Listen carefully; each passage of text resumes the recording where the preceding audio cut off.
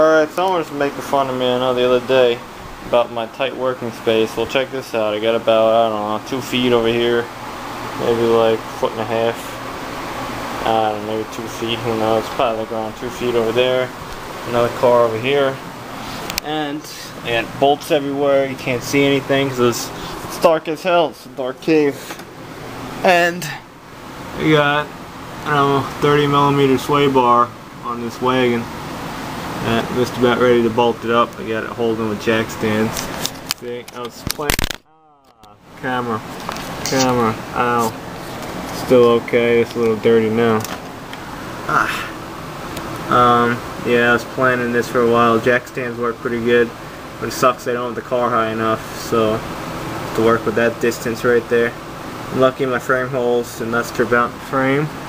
On either side, it's a common problem. See my rust. And you can see that crazy oil leak in this thing. Oh well. More rust. Like that rear diff's leaking again too. What are you gonna do? Shit happens. Yep. So I'm trying to put this damn bar on. It's kind of a pain in the ass. It's lining everything up. But use your jack stands. Might also take this floor jack over here. Yeah, I got floor jacks everywhere over here. No room to work. And just jack it up a little bit. Tighten one side. And yeah. What was I gonna show you too? Fuck. Oh god damn it, I had to pick the oily one. And oil over my fingers. I had to use PB Blaster. I didn't really like that stuff too much. We used to use brake fluid and power steering fluid. It used to work a lot better at work. But did the trick this time. It smells real bad. This is a new bolt. That's like 5mm shorter than the old bolt. See, the new one is not a torque to yield bolt. It doesn't stretch. The old one is. That thing I reused twice. And I don't know, I guess the threads stretch out a little bit, start eating the ones in the frame. But I lucked out, they're still good. I'm gonna try to use those new bolts if I can, just to get one more parts bag out of my toolbox. I have plenty of new parts. So, swapping a sway bar in the dark, you know, other people have fancy shops. I used to have one, but yeah, don't move to the south if you live up north, because there's no jobs here. And yep, now we're working in a little tiny tight spot. This floor jack's awesome though. I was able to get this thing up by the front cross member. So that was a big help. So get my new set of gloves, clean hands, kind of, and I'm getting back to work on this thing. Okay, my working environment is still as cramped as ever. Gotta love it. Alright, what was I saying about these bolts? I was able to get those new bolts in there, so that's a good thing. The frame holes are not stripped. They're very snug. I think the torque spec's around like 20 foot-pounds. And they're in there with the new polyurethane greasable energy suspension used bushings. That's the way we roll on the station wagon. Gets used stuff. They were like new. So that was the end link off the old one. This is the same end link I actually have on this car, except I put these on there before I actually came down here because the originals were all cracked, but I never did the whatever, these guys.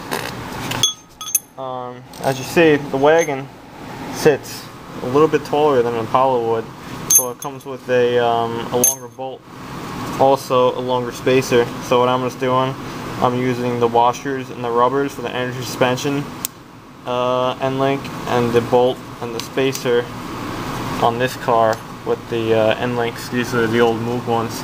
My truck has a couple of these cracked, so you know where it's going. I'm gonna put those on the truck. It's all gonna work out.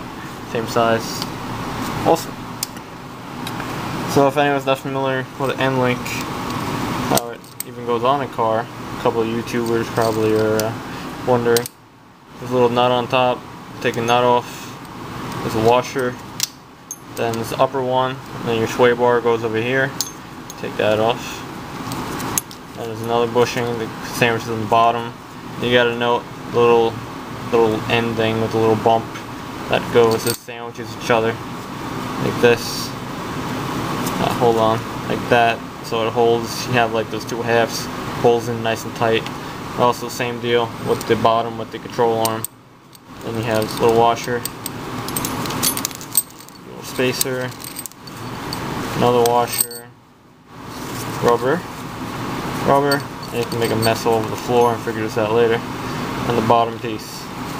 But since I'm using my longer bolt, I have to assemble this one. Hold on, out of camera view. I got that in there. Yeah, this rubber looks good. I was trying to use the rubbers that weren't as crushed either, like the ones that are in the bottom of the control arm. That would go about right about in there.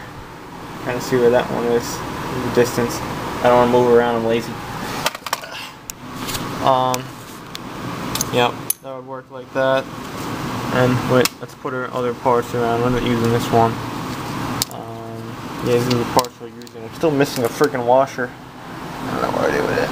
Bad working space. Yes, the shorter one. That's going in that pile. Let me just get organized. Hold on. Okay. Old bushing. Hold up. I'm trying to get some light over here.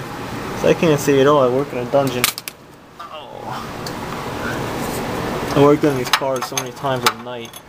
I could probably take one apart and put it back together with whatever, blindfold. You can't see, it's dark as hell. Well, I gotta put down this camera. I was trying to show you, but it's not gonna work. I'll show you afterwards. This shit on? I don't know.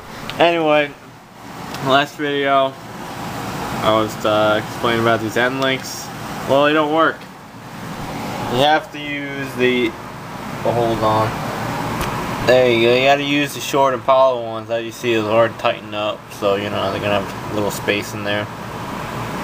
You have to use the Impala ones because this bar bends differently. It has a different bend to it than the stock bar. This is the same end links I have on this car over here, but you're not gonna be able to see it. I don't know, there's somewhere in there. And I remember when I did it this way. You can do end links. You don't have to jack up your car. You can just turn the wheel. Just make sure you torque them when the wheel is straight. But to put them on, you very well can go like this. And then I had to take my pry bar and pry down the bar, and then you can get the nut on. It's only really a problem on the passenger side. I remember on this car, same thing. When I did it in my old driveway, my old house. It's freezing outside when I did it. It was awesome. Not hot as hell like today. And yep, works is fine.